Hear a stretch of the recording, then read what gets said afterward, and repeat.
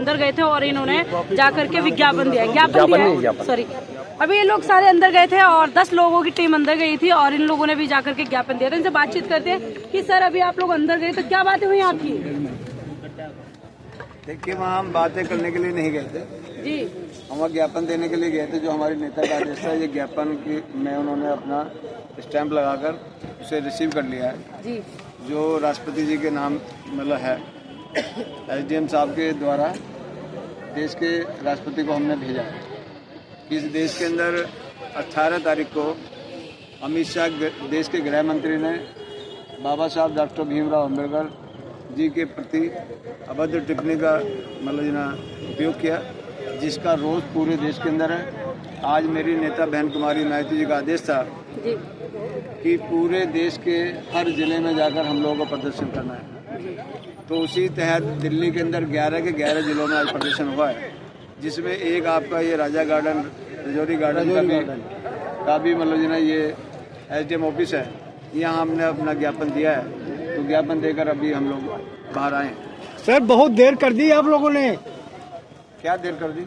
ये ज्ञापन देने में आप कब कह रहे हो? अमित शाह ने इसको मैं एक लाइन बताऊं जी, हमने मंच से भी बोला है कि हमारी नेता ने जो गृह मंत्री जी ने पार्लियामेंट में इस तरह के अपशब्दों का इस्तेमाल किया, हमारी नेता ने तुरंत ट्वीट किया और उन्होंने कहा मैं आपको समय देती हूँ, आप इसको तुरंत या तो शब्द वापस ले लीजिए, क्षमा मांग लीजिए, अन्यथा फिर हम आगे। तो बहन जी ने टाइम दिया, ऐसा नहीं कि उन्होंने कहा कि भाई तुरंत करिए, उन्होंने कहा तो उसमें टाइम लगा। जब उनको लगा है हमारी नेता को कि अमित शाह जी न माफ़ी मांग रहे हैं न रिजाइन कर रहे हैं, तब उन्होंने कहा कि हमारे समर्थक अब सड़कों पे जाएंगे। हमने अभी भी कहा, जब आप लोगों ने अगला स्टेप पूछा है तब भी हमने ये कहा है कि अगला स्टेप आज के प्रोग्राम के बाद जब बहन जी के साथ हम लोग बैठेंगे तो अगला स्टेप भी हम बताएंगे। इसलिए हमें लेट नहीं हुआ, हमने मौका दिया था अमित शाह जी को कि विचार कर लो, या बहुजन समाज गुस्से में। सर एक्चुअली क्या है, जब से कांग्रेस विपक्ष में है और कांग्रेस खुलकर सामने आई है, जैसे विरोध करने लगी है बीजेपी का, उसके बाद ही सक्रिय आप और कहा जा रहा है कि कहीं ना कहीं दलित वोट बैंक आपके हाथ से खिसकने वाला है, इसलिए आप आगे आए हैं। देखिए, जहाँ तक वोट बैंक की अभी हम बात ही नहीं कर रहे हैं, हम अपने महापुरुष की बात कर रहे हैं। और जहाँ तक कांग्रेस का सवाल है, अगर इस देश में सबसे ज्यादा बाबा साहब को ब्रेकर बनने का काम किसी ने किया, बाबा साहब को रोकने का काम किसी ने किया, तो कांग्रेस के लोगों ने किया। आप उठा के देख लें, चाहे वो संविधान सभा में पहुंचे होंगे, चाहे वो संविधान लिखे होंगे, चाहे वो पार्लियामेंट में पहुंचे, चाहे कानून मंत्री बने, चाहे वो पहला 1952 का चुनाव लड़े, चाहे 1954 का चुनाव लड़े, सारे चुनाव हरवाने से लेके जी, बाबा साहब को मजबूर करके इस्तीफा लेने तक का कांग्रेस ने कहा दिया था। सर मेरा एक सवाल है कि जिस वक्त सदन में जो अमित शाह जी ने बाबा साहब का अपमान किया था, उसके बाद अगले दिन सुबह सदन के बाहर राहुल गांधी हो चाहे प्रियंका गांधी हो, उन सब ने मिलकर, यहाँ तक कि सपा ने मिलकर के बाबा साहब का नारा लगाया था और कहीं कि अमित शाह से इस्तीफा की मांग की थी। लेकिन उसी में देखा जाए जो बसपा का एक सांसद रामजी गौतम, ना तो वो दिखाई दिए थे वहाँ पर, जबकि वो संसद के अंदर थे।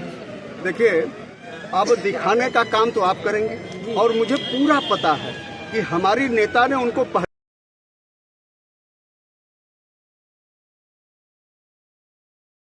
ही बुलाया और उन्होंने कहा हाउस की प्रोसीडिंग में आपको रहना है। वो वहाँ थे, उन्होंने बात भी रखा। अब जैसे अगर आपने हमारा बाइट तो ले लिया, अगर इसी को हम न दिखाएं, आप न दिखाएं तो हम दिखेंगे नहीं कहीं।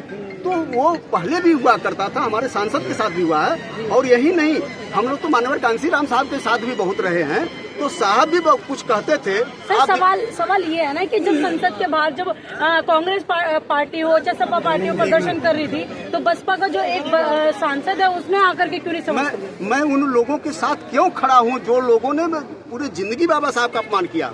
हम कांग्रेस के साथ कैसे खड़े हो सकते हैं? हम समाजवादी के साथ कैसे खड़े हो सकते हैं, जिन्होंने प्रमोशन का रिजर्वेशन का बिल फड़वा दिया, जिन्होंने बाबा साहब को अपमानित करने का काम किया।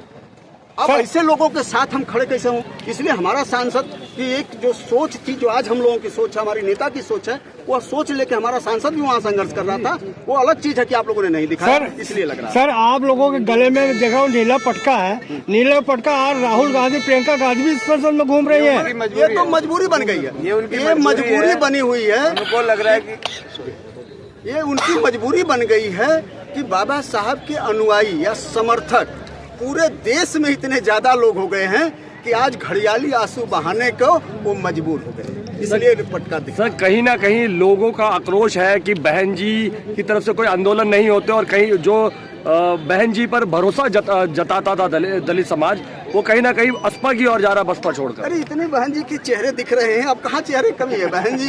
यही नहीं, आप अभी शाम होते होते देखिएगा पूरे देश में हर जिले पे, हर विधानसभा पे बहन जी का चेहरा दिख रहा। आपके बड़े नेता बसपा छोड़कर जा रहे हैं बसपा की तरफ, आप कह रहे हैं चेहरे दिख रहे हैं। हम कह रहे हैं कि हम लोगों से बड़ा कौन है?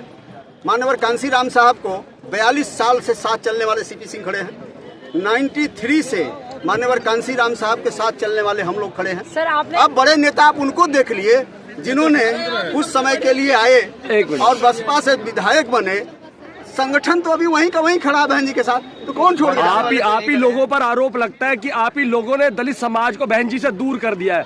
आज आप बहन जी से मिलने के लिए भी सालों तक लोग लाइन में लगे रहते हैं, लेकिन आप लोग वहां तक पहुंचने नहीं देते। हमें लगता है कि आप बहन जी के यहाँ कभी उधर आइएगा, हम मिलवाएंगे। देखिए कितने लोग दलित लोग आते हैं और कितने लोग इस चाहत में हैं, लेकिन फिर हम जब उन लोगों से कहते हैं कि हमें उनकी सेफ्टी का भी ध्यान रखना है और हमें उनकी सेहत का भी ध्यान रखना है, तो वो लोग मान जाते हैं। सर जो आरोप लगाते हैं, क्या वो झूठा लगाते हैं कि बहन जी से कोई मुलाकात, आप कोई नंबर दे दो, आपसे मुलाकात करेंगे, उनसे बात कर लेंगे? हमसे तो आप ही मुलाकात नहीं कर पाते, बहन जी से मुलाकात करनी हो तो हम करा देंगे, उसमें कोई ज्यादा दिक्कत नहीं है। बहन जी भी बाइट देती है, बहन जी की प्रेस कॉन्फ्रेंस होती है, हम उपस्थित रहते हैं, लखनऊ में भी होती है, हर जगह होती है।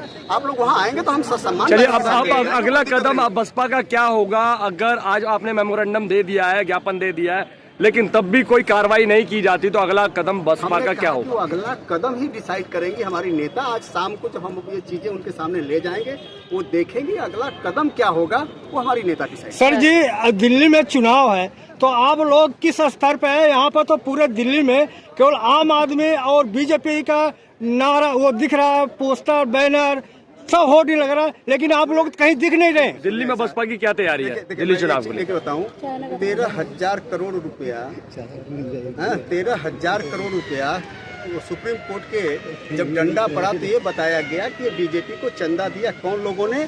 चंदा देके धंधा लेने वाले लोगों ने, इलेक्ट्रल बॉन्ड। और वही हालत कांग्रेस की हुई, जिसमें 2800 करोड़ दिखाया, ममता जी को 3200 करोड़ दिखाया।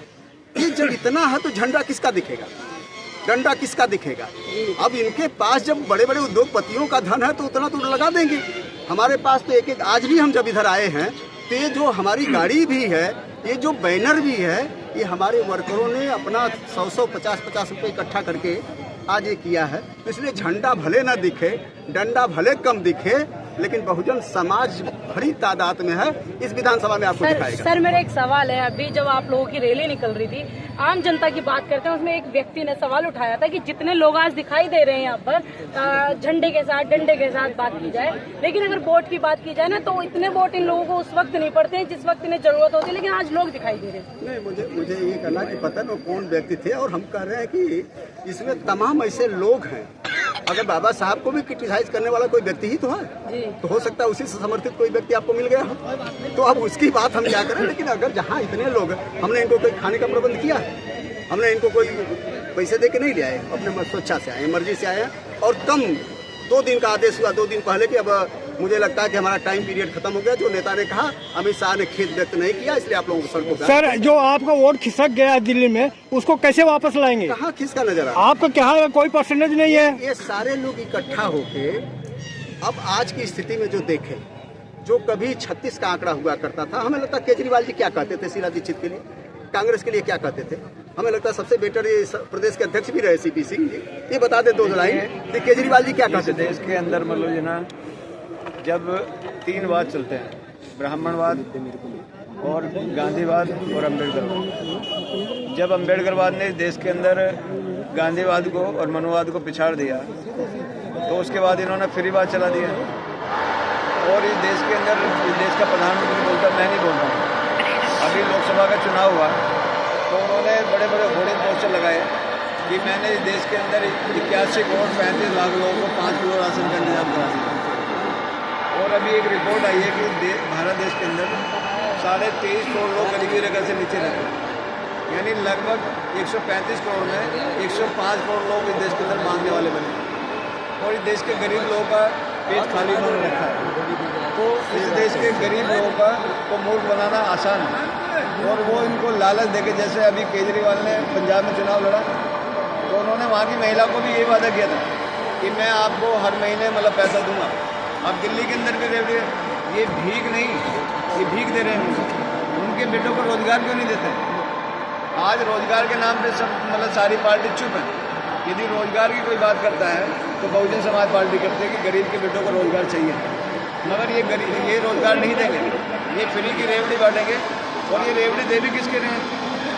ये समाज को समझना होगा कि हमारे टैक्स का पैसा ये लोग मतलब जो ना वहाँ पर हम लोग को वापस कर रहे हैं, तो हमें मूर्ख बनाने के सिर्फ किस लिए कि आपका वोट ले सकें, क्योंकि इनके पास वोट नहीं है।